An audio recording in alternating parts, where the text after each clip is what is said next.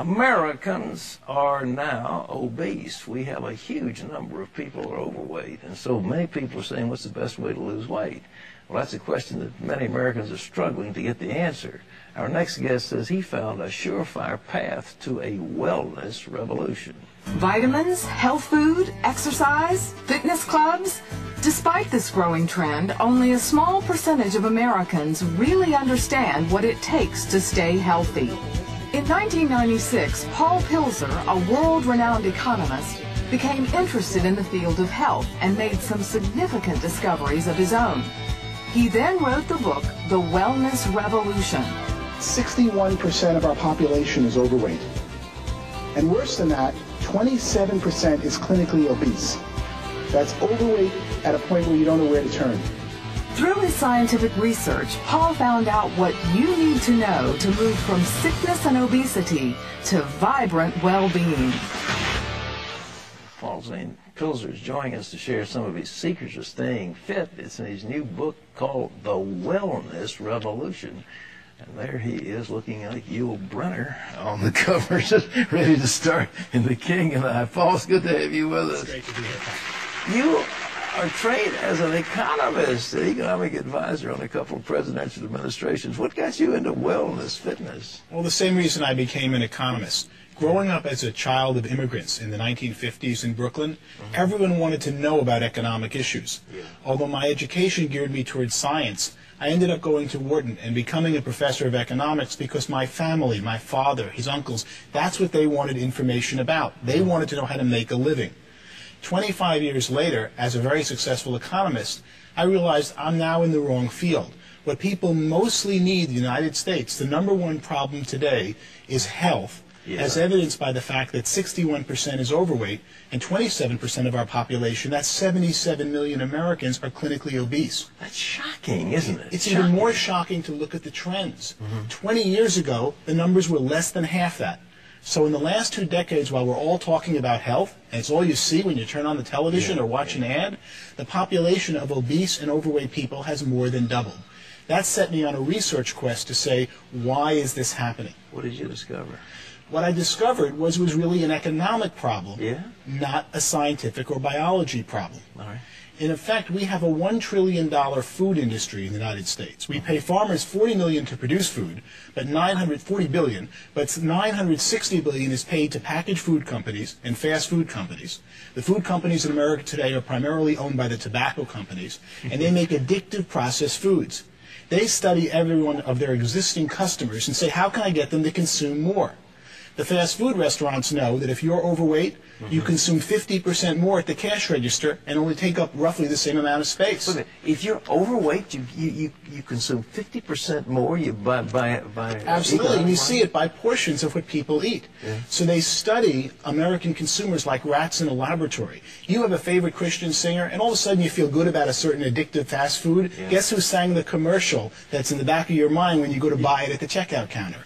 They study Americans like rats to increase consumption of their food products, and in doing so have more than doubled obesity and overweight in the United States. This is unbelievable, because we have a health problem that's crowding $1.5 trillion. It's run away, and obesity is one of the major causative factors: heart disease, high blood pressure, so on. Everything, and really most of our medical problems today that are non-pediatric or non-geriatric stem from being overweight and obese. So as I studied it, I realized that the answer was an economic problem had caused being overweight and obese.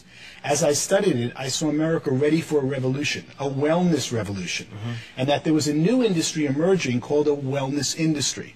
We spend $1.5 trillion on medicine, which is really the sickness industry. That's right. It's not really health, it's about when you get sick, they treat the symptoms of your disease. We currently spend, and that's what amazed me the most, $200 billion on wellness, fitness clubs, healthy foods, vitamins and supplements. Most of that didn't exist. When I ran the numbers, I could see that the $200 billion wellness industry, which is primarily today upper-class baby boomers who are consuming them. First thing someone does when they make money is try to get healthy. Oh, yeah. And they get out of the diet and kind of medical care most of us get, and they start getting healthier. And that this $200 billion I projected would grow to a $1 trillion wellness industry by 2010. Well, look, are we finding ourselves, on the one hand, we're gorging on trans fatty acids and greasy hamburgers and greasy fries and carcinogenic products. On the other hand, we're out puffing away on treadmills and lifting weights. I mean, are the same people doing these things, or is it a totally different class of people? It is really different people. And so many people who do get on the treadmills are not getting the right information. The problem is that the food industry controls, in effect, our television. Look at most commercials today for television shows or food companies. Sure. And they try to get their consumers to eat more and more of their existing foods. As the food industry focuses on those who are overweight, they make them more and more overweight. And then when someone says, I want to lose weight, I want to get healthy, they get misinformation out there because they've got this industry that controls our media that is constantly saying, how do I get you to eat more food? What should people do to lose weight? What are the tips? Well, I didn't write a book to come up with tips, but I came up with quite a few in doing my research. All right. The main one is really timing. From the time you're hungry, if you start eating food, your stomach doesn't tell your brain that you've now sated and had enough food until 15 minutes have passed. So you can see why fast food restaurants are so deadly, because you go in there hungry and you keep eating and eating and eating in less than 15 minutes, but it isn't until 15 minutes that your body knows you've had enough. When we used to eat with Grandma and they took time between each course, you naturally controlled the amount you eat because it took 15 minutes between courses, and that told your body to stop eating. What supplements? People spending a lot of money on vitamin supplements. Is there anything that people should be looking for? The main thing they should be looking for is to see that their supplements are real. 1/3 of the supplements that you purchase today in the store are not in the bottle what it says on the label, because supplements are an unregulated industry in this country. There are several companies that just buy supplements and rate them just for what's in the bottle, and most of the times what you're getting, or about half the times, you're not getting what's on the bottle. So you've got to find a brand that has in the bottle what's on the label. The wellness revolution, how to make a fortune in the next trillion-dollar industry. Where do people make money in this thing? Well, that's what I started to discover.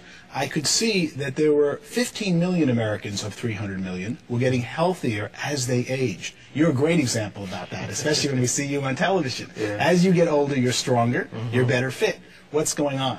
It's people who have time to focus on it are seeking out the right products and services to make them healthy. And that's when I could see an emerging $1 trillion wellness industry. One of the most surprising parts of my research was to find that it already reached $200 billion. But if you think of what you now spend on supplements, on fitness, on weight training, and time and money that you never dreamed you even needed 20 years ago. That's exactly right. You are a very typical consumer of this upper crust that's becoming and will become the entire nation, I believe, as this new wellness industry emerges. Well, boy, I hope you're right. But so, ladies and gentlemen, how you could A, be well, and B, make some money at the same time. This book, The Wellness Revolution, where you can get it? It's by Wiley Press. Is it available in the bookstore? Should be in every bookstore around the country. Paul Zane Pilzer, thank you so much for being with us. Thank you very much. It's a real honor to be here. Terry?